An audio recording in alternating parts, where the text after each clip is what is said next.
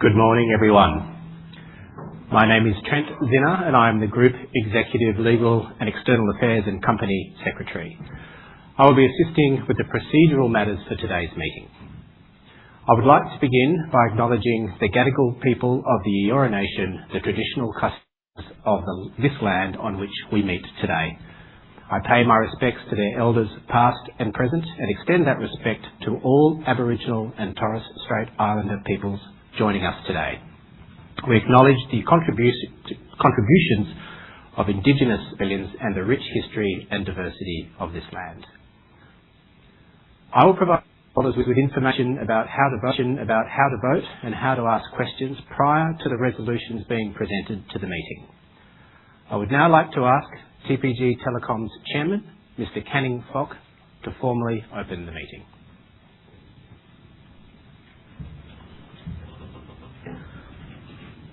Good morning, ladies and gentlemen.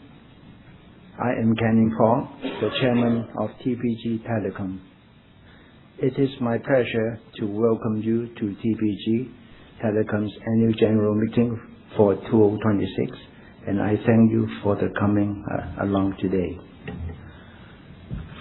I also welcome shareholders and guests who are via webcast. I have confirmation that a quorum is present, so I therefore declare the meeting open. Before proceeding with the business of the meeting, I would like to introduce my fellow board members. Tony Moffat and Robert Miller. Morning all. Pierre Close. Morning. Frank Six. Good morning. And to my left is Inaki Beretta, our CEO and Managing Director. Good morning. Dr. Helen Nugent, AC. Hi. John Oti. Good morning. And Paula Dreyer. Good morning. Jack Chiu also joined us on screen today. I also welcome other members of the TGP executive team. Trent Zinner, who has already addressed the meeting, and our other executive members seated in the front row. John Boniak-Charlie, Group CFO. Vanessa Hicks, Executive Customers and People's Experience. James Gooley, Group Executive Consumer. Jonathan Rutherford, Group Executive Enterprise Government and Wholesale, and Giovanni Chevali, Group Chief Technology Officers. Mark Dow from PricewaterhouseCoopers, TPG Telecom's external auditor, and representatives from our legal advisors are also in attendance. The agenda for today's meeting is as follows. First, I will ask Trent to explain the meeting procedure. I will then present my address. I will then invite Inaki to present his address. We will then proceed with the formal business and the resolutions to be put to the meeting while answering questions from shareholders. Computershare will then conduct the poll once all resolutions has been presented to the meeting. Thank you, Chairman. Ladies and gentlemen, the Notice of Meeting and Notice and Access Letter was lodged with the ASX and distributed to shareholders, and I will take them as read. When you registered this morning, you will have received a registration card. For attendees with a blue card, this card entitles you to vote and ask questions today. For attendees with yellow cards, this card entitles you to ask questions, but this is a non-voting card. For attendees with white cards, this is a visitor card and does not entitle you to vote or ask questions today. If you've not received your card or you don't think you have the correct coloured card, please see Computershare at the registration desk. I will now move to voting procedures. As set out in the Notice of Meeting, the Chairman has determined that voting on each of the resolutions will be conducted by a poll. The results of the poll will be released to the ASX and will be available on the company's website as soon as possible after the meeting. Voting on each of the resolutions will commence when the Chairman opens the poll. after all resolutions have been presented to the meeting and will be facilitated by Computershare. Before the poll is opened, the proxies for each resolution will be displayed on the screen. These figures are at the closing time for receipt of proxies, which was 10 a.m. Sydney time on Wednesday, 6th May. As set out in the notice of meeting, the Chairman will vote all directed proxies in accordance with the directions provided by shareholders and will vote all open proxies in favour of all resolutions. This includes proxy votes held by the Chairman, which will be voted in favour of Item 2 on the adoption of the remuneration report and Items 5 and 6, grant of equity to the CEO and Managing Director, unless specifically directed otherwise. We welcome your questions today. Shareholders and proxies with blue or yellow registration cards may ask questions during the meeting. To ask your questions, please proceed to the microphone located in the aisle and introduce yourself, or ask a representative from Computershare to introduce you. The Chairman will either answer your question or pass it to the most appropriate person. Questions not related to the business of the AGM, the management of the company, or those that are out of order may be ruled out. We will endeavour to answer all questions. Finally, in the unexpected event of an emergency, venue staff will guide attendees through the appropriate evacuation procedures. I will now hand back to the Chairman. Thank you, Trent. My address and Inagi's address and the presentation has been lodged with the ASX prior to the AGM commencing. Thank you and welcome again to our shareholders who are here with us today and to those joining online. Your continued support is greatly appreciated. Before turning to the year past, I would like to acknowledge Mr. Robert Wheeler, AO, who has decided not to seek re-election today and will leave the board at the end of this meeting. Robert has been a long-standing and highly respected director of TPG Telecom and a representative of Soul Patts, who until recently was a substantial shareholder of the company. Over many years, Robert has brought deep commercial insights and a clear focus on the long-term value creation, and on behalf of the board and shareholder, I thank Robert for his contribution.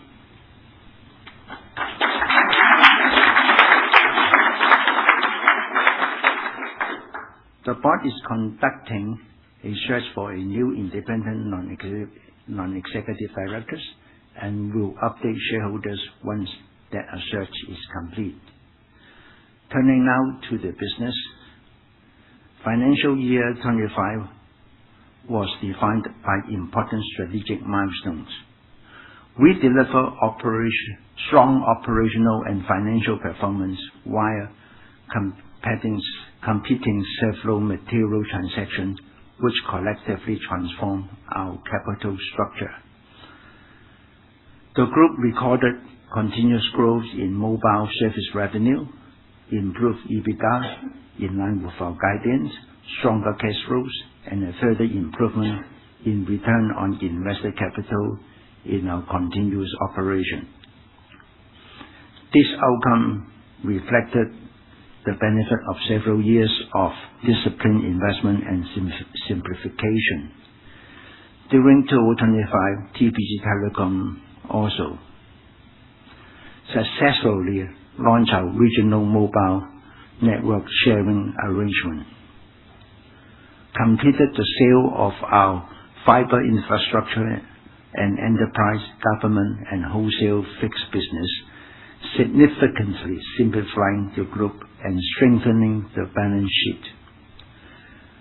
Returned more than $3.3 billion to shareholders, including the $3 billion capital return following the fibre transactions and our ordinary dividends, and de-risked future profit by paying down $2.7 billion of bank borrowing, while ensuring that the business retains the financial flexibility needed to invest in its networks, brands, and customer experience.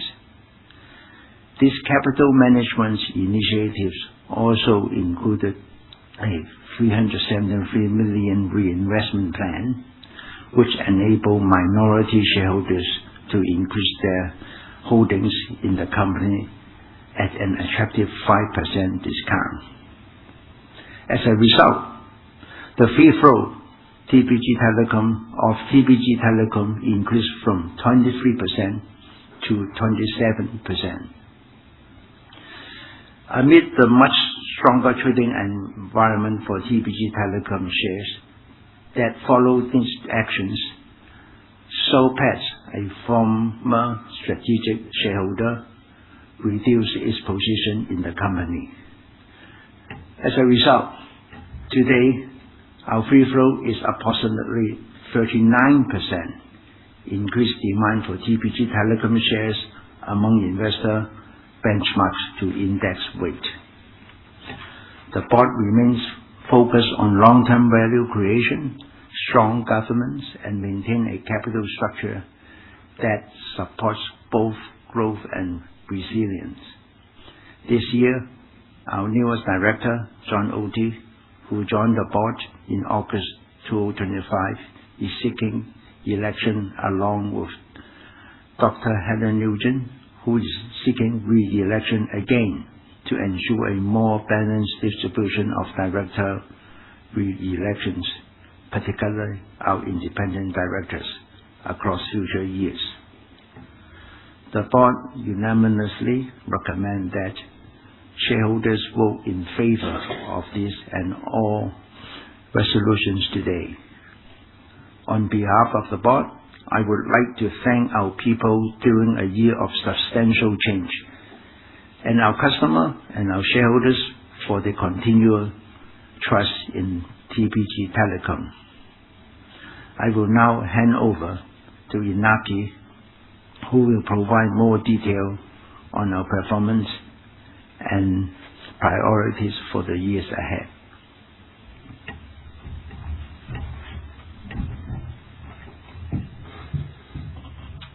Thank you, Chairman, and thank you to our shareholders, customers, and also our people for their continued support. I also want to thank Robert Milner for his contribution to TPG Telecom since merger and wish him all the very best.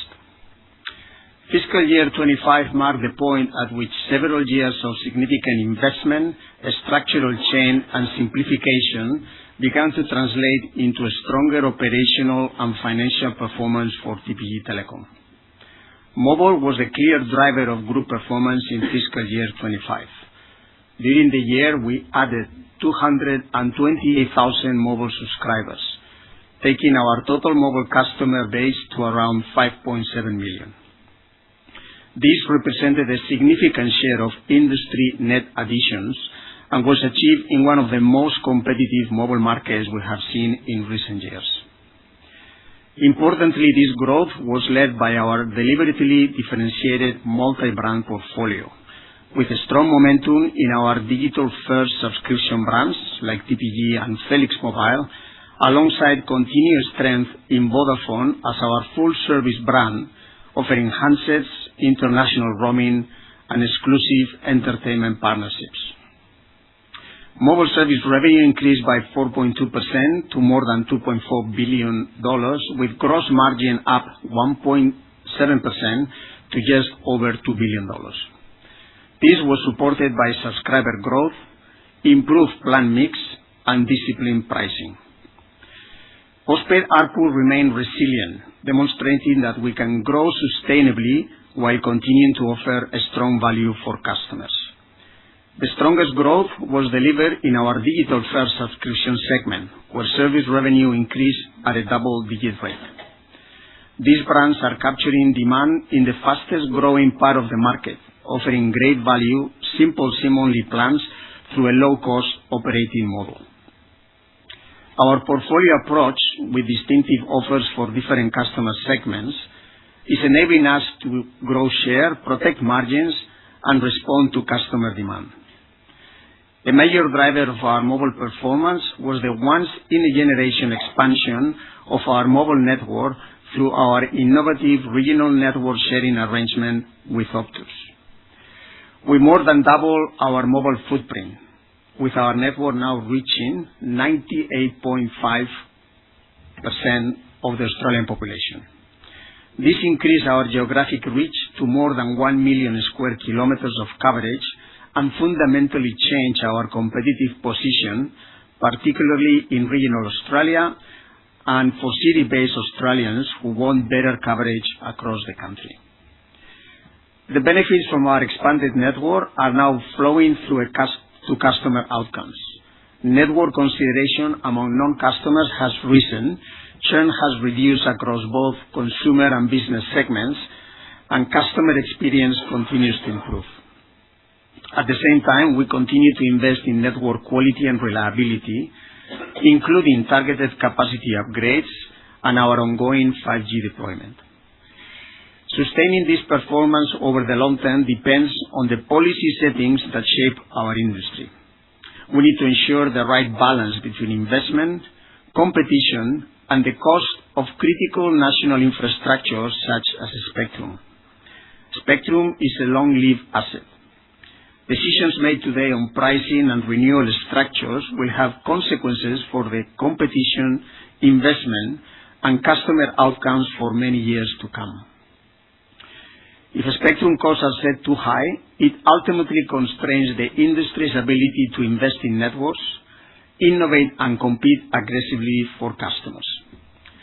We strongly support policy settings that strike the right balance, encouraging continued investment in high-quality networks while preserving effective competition and choice for Australian consumers. Getting this balance right is essential if Australia is to maintain world-class mobile networks over the long term. Alongside network expansion, we continue to focus on improving the everyday customer experience. During the year, we continued to simplify products, reduce unnecessary complexity across our brands, and modernize our IT systems. These include improvements to digital sales and servicing channels, which are critical to lowering cost to serve and giving customers greater control over how they interact with us. These changes are not always immediately visible, but they are essential to building a business that is easier to deal with, more efficient to run, and better able to scale over time. Fiscal year 25 also marked a significant step in reshaping the group through the sale of our fibre infrastructure and enterprise, government, and wholesale fixed business to Vocus Group. Operationally, this transaction removed a part of the business with lower scale and increasing future capital requirements, allowing us to focus on areas where we have clear scale advantages and a strong competitive position, particularly mobile. It also materially reduced future costs to renew and replace fibre network access with a long-term commercial partnership with Vocus. The new TPG Telecom that emerged following the Vocus transaction is simpler, more focused, and financially stronger.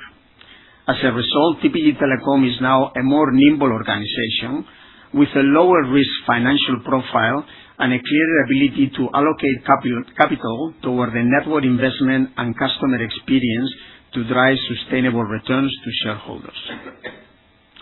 These operational improvements flow through the group's financial performance. EBITDA increased in line with guidance to 1.637 billion on a pro forma basis. Operating free cash flow almost doubled to 1.29 billion, and return on invested capital improved for continuing operations. This reflects both a stronger underlying trading and the fact that the group has now moved beyond the peak of its major investment cycle. With a more predictable cost base, lower capital intensity, and a simpler operating model, TPG Telecom is now better positioned to deliver sustainable earnings and cash flow. We used the $4.7 billion to support the $3 billion capital return paid to shareholders in November 2025, while also enabling minority shareholders to reinvest their capital return proceeds in new shares, enabling an increase in our free float to 27% from 23% previously. Subsequently, our float has increased to almost 40% following Solpat's sale of its position. A higher free float is good for all shareholders as it increased trading liquidity and the weighting of TPG Telecom shares in benchmark shares indexes such as ASX 200.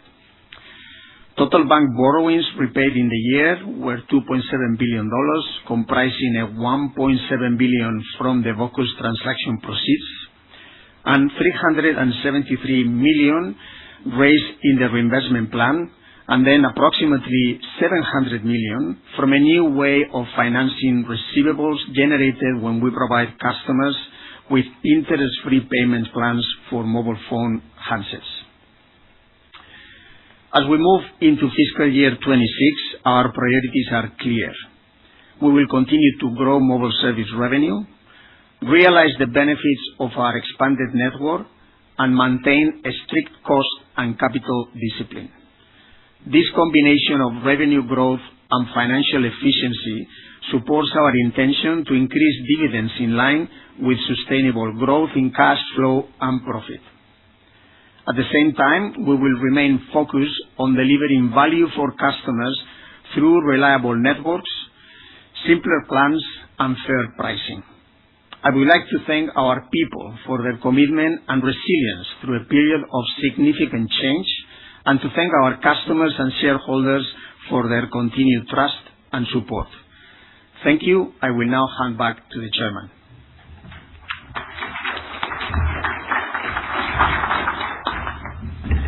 Thank you, Inaki. We will now move to the formal business of the meeting. The first item of business is the receipt and consideration of the 31st December 2025 financial statements, sustainability, directors and auditors report for the company. No vote is required on this item of business.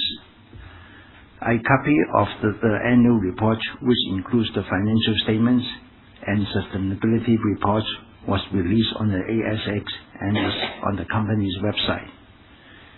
It was also sent to shareholders who requested a copy. I will take the financial statement and sustainability report as received. I now welcome any questions in the room regarding this item or management of the company more generally. Thank you. We will now move to Agenda 2, the adoption of the 2025 remuneration report, and I invite the Chairman of the Remuneration and Governance Committee and our Senior Independent Director, Dr. Henry Nugent, to address the meeting.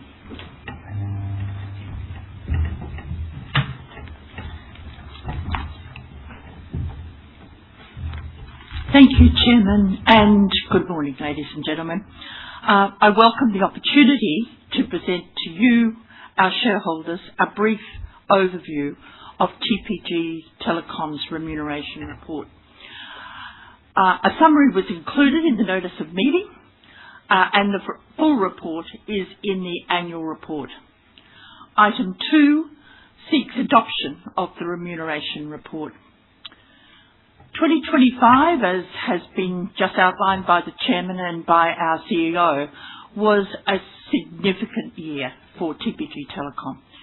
We achieved our MOCN arrangement, sold fibre network assets and EGW fixed operations to Vocus, established a new handset receivables financing structure, completed the capital management and liquidity plan, and repaid $2.7 billion of debt and received a BBB flat credit rating. It was a pretty amazing year. Given these complex changes, the Board of Directors conducted a comprehensive review of our current remuneration arrangements to assess their ongoing suitability. The assessment focused on three key areas. First, establishing incentive targets for 2025 performance. Second, re-evaluating baselines for ongoing LTI plans. And 3, adjusting unvested rights on foot as a result of the capital management and liquidity plan. Let me discuss each of those briefly in turn. First, we based our 2025 STI targets on a pro forma continuing operations basis. This aligns with the 2025 STI outcomes with what was communicated to the market and with guidance we provided throughout the year. Second, the changes to the operating structure also required careful consideration of on-foot LTI plans for 2023, 2024 and 2025. The baselines for the EPS and return on invested capital measures have been adjusted on a pro forma basis to enable comparability. This reflects TPG Telecom's new structure moving forward. The revised targets were determined using the same growth rates that were used when the initial targets were set, and I emphasise that. Third, following our capital return in December, additional rights were granted to employees with unvested rights on foot to neutralise the impact of the return of capital and the equity raise. The new rights have the same performance conditions. They were granted in line with the ASX listing rules and requirements. To address the implications of the business transaction on our STI and LTI plans, 4 key principles were applied in making adjustments to the STI and LTI plans. They were, simply put, alignment with shareholders, very necessary, transparency to stakeholders, consistency, and we wanted them also to be comprehensive. Executive remuneration at TPG consists of 3 main components, and I'm sure you've heard this in many other REM meetings you've been at. The first component is fixed remuneration. Fixed remuneration is designed to provide competitive base pay that recognise an executive's skills, experience and accountability to deliver value for our customers and shareholders. In setting fixed remuneration for 2025, a comprehensive analysis was undertaken in 2024 using data from that year across the ASX 31 to 70 peer group. Regard was also given to local competitor remuneration. This resulted in base salary increases of 2.5% in 2025 for the CEO. This increase was below the rate of inflation, and the same was true for other executives. The second component is the short-term incentive, or STI, as it is better known. The STI is designed to reward executives for their achievement of TPG Telecom's annual performance targets across a balanced scorecard that aligns executive performance with shareholder value. The size of the STI opportunity was set for 2025 using the same ASX benchmark as used for fixed remuneration. In the case of the CEO, the at-target opportunity was set at 110% of base salary. STI is awarded in cash and in deferred share rights, or DSRs as they're better known. The cash component of 50% is paid at the end of the performance period. The remaining 50% is paid as DSRs, vesting in equal amounts at the end of the first and the second year. The deferral and payment in shares reinforce alignment with shareholders, as you'd appreciate. The STI award was determined after significant consideration of three matters. The first is whether an STI gateway is met. This involves looking at TPG's overall financial performance, whether risks have been appropriately managed, and whether each executive's individual behaviour is appropriate. The gateway was met in 2025. The second is a rigorous assessment of a balanced scorecard, which accounts for 80% of the potential award. The balanced scorecard consists of 5 measures. They are total service revenue, operating free cash flow, EBITDA, customer net promoter score, and an employee experience index. Service revenue, operating free cash flow, and EBITDA were measured on a pro forma basis according to the adjustment principles and to ensure comparability between years.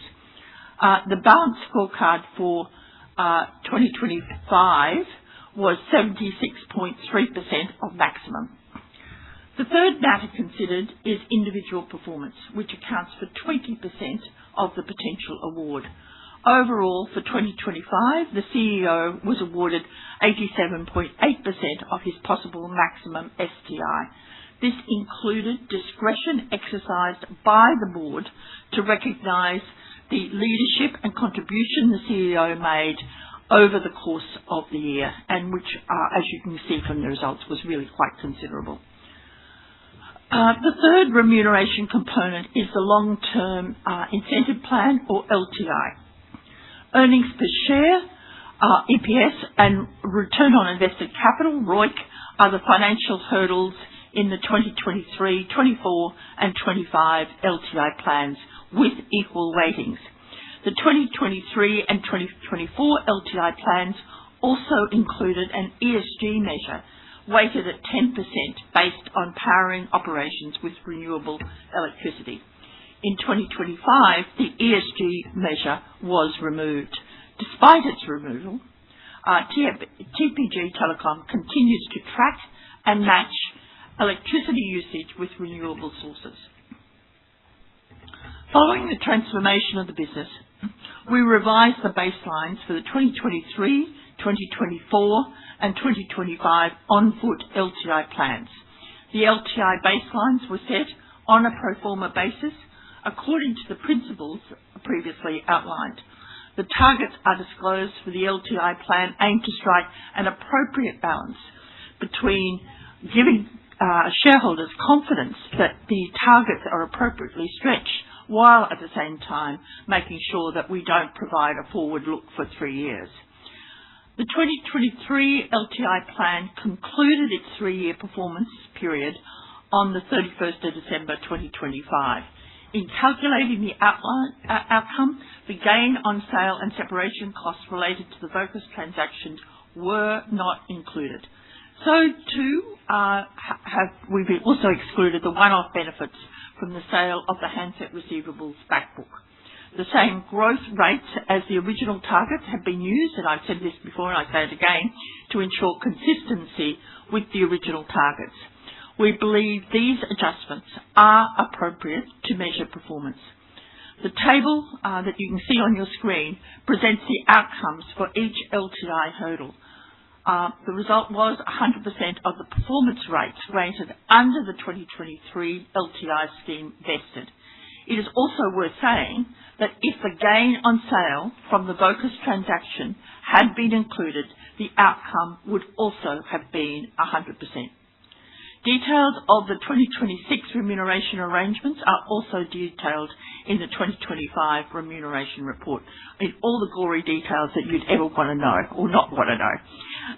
The benchmark peer group used was ASX 31 to 70. At the 30th of April, TPG Telecom's market position is 66.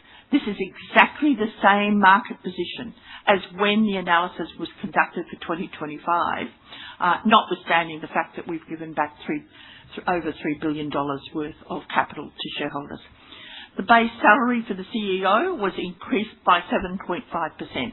Factors considered in determining this change included recognition of the CEO's 12-year tenure, the competitive environment for telecommunications executive talent, and for the CEO's fixed remuneration over the period 21 to 26, which had not kept pace with inflation. There is no change to the CEO's 2026 STI opportunity percentage. In 2026, we have introduced a new customer wellbeing measure to our STI. This reflects our continued commitment to put the customer first and to measure our performance against it. The LTI opportunity for the CEO for 2026 has been increased from 150% to 165% of maximum, again trying to create that long-term alignment.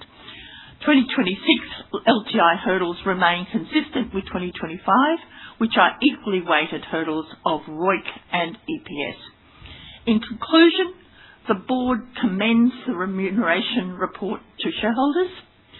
It is, in our opinion, a thoughtful approach in an extremely complicated year. Thank you for your attention. I now hand back to the Chairman. Thank you.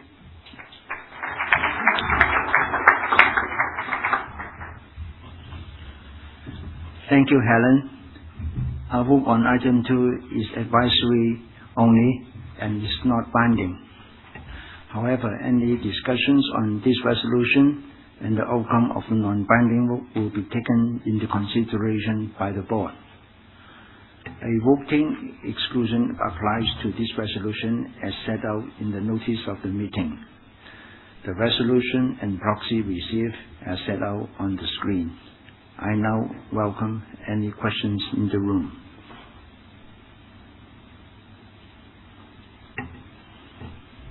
We will now move to agenda item 3, the re-election of Dr. Helen Nugent as a non-executive director of the company. Helen's biography is set out in the notice of meeting. I will now ask Helen to address the meeting regarding her re-election.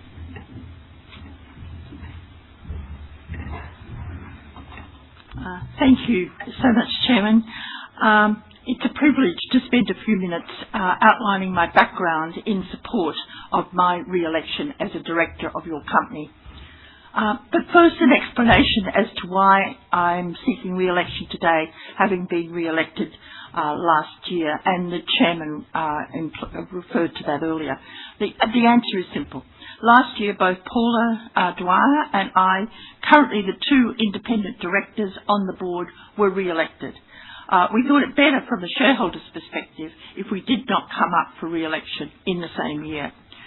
I have been an independent, non-executive director of TPG Telecom since the merger in 2020.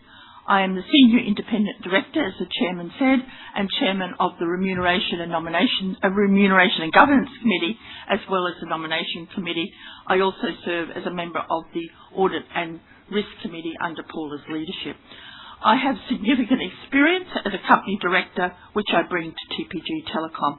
In the commercial sector, over the past 25 years, I have served as chairman of 9 companies and a non-executive director of a further 10 companies, including Macquarie Group and Origin Energy. Currently, I serve as chairman of Ausgrid, as a non-executive director of IAG, and as a member of the Global Advisory Board of UST, a digital transformation company headquartered in the US, also has offices in India, with 34,000 staff globally. The strategic, consumer and governance insights I have gained in the financial services, energy and technology sectors, as well as the consumer area, are highly relevant to TPG Telecom. In the not-for-profit sector, for some 30 years, I have served as chairman of 8 bodies and as a director of a further 16 organisations. Currently, that includes my being chairman of the Order of Australia Association Foundation and a member of the Australian Olympic Committee Foundation Advisory Board. For these and other services, I've been made a companion of the Order of Australia, let me just say that the breadth of insight I gained from these roles has, I believe, made me a better director to serve your interests. We can never take for granted our social licence to operate. Prior to becoming a non-executive director, I was Director of Strategy at Westpac Banking Corporation, reporting to the CEO, and a partner at McKinsey & Company. I hold an MBA with distinction from the Harvard Business School and a Doctorate of Philosophy from the University of Queensland. I firmly believe in the promise of TPG Telecom. The initiatives undertaken by your company over the past year have, as we've said before, been transformational. Our total return to shareholders has been double the market. Our balance sheet has been dramatically strengthened by the repayment of $2.7 billion in debt, and our free float has significantly increased, making us increasingly attractive to a diverse set of investors. We can and we will go further and faster. I have the time and energy to devote to serving as an independent non-executive director, and I would be honoured to continue in that role. I thank you in advance for your support. Thank you, Chairman.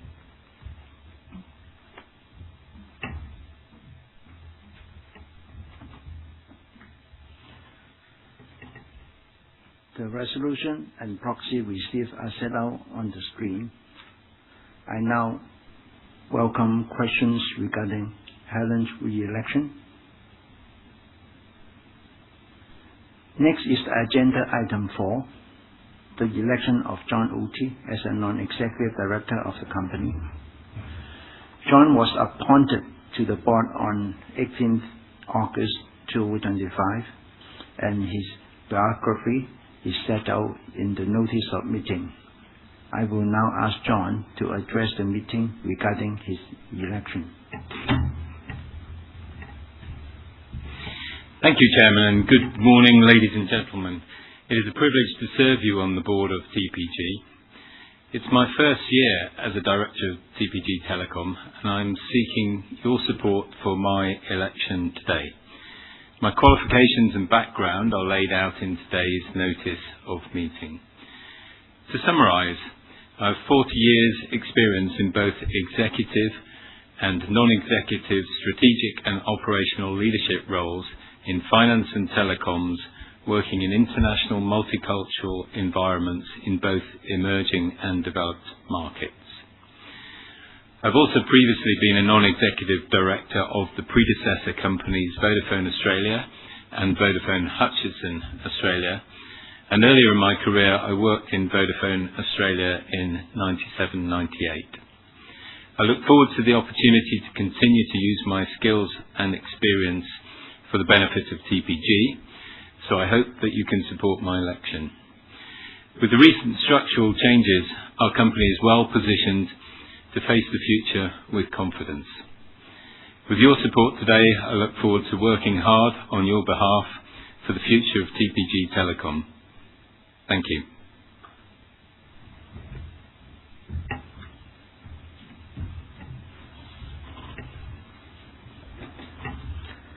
The resolution and proxies received are set out on the screen. I now welcome any questions in the room regarding John's election. The next two agenda items relate to the grant of equity to CEO and Managing Director. These are the final two resolutions for today's meeting. Directors have voluntarily decided to seek shareholder approval for the equity-based grants to the CEO and Managing Director in the interest of transparency and good governance, even though the shares that would be acquired to satisfy the rights under the equity plans would be acquired on market. Voting exclusions applied to these two resolutions are set out in the notice of meeting. The resolution for item 5 and proxy received are set out on the screen. The company is seeking shareholder approval for the grant of 381,650 deferred share rights under the short-term incentives plan for 2025 financial year to Inaki Barata. Further details are outlined in the remuneration report and the notice of the meeting. Helen has also touched on her remuneration update to shareholder. I welcome any questions in the room regarding item 5. The resolution for item 6 and proxy received are set out on the screen. The company is seeking shareholders' approval for the grant of 936,375 performance rights under the long-term incentive plan for the 2025 financial year to Inaki Barata. Further details are outlined in the remuneration report and the notice of meeting. I now welcome any questions in the room regarding item 6. That was the last resolution for today, and thank you for your support. The Computershare team will now collect your voting cards to conduct the poll. Please fill in your voting card, and when you have finished, please lodge in a ballot box with a Computershare representative to ensure your votes are counted.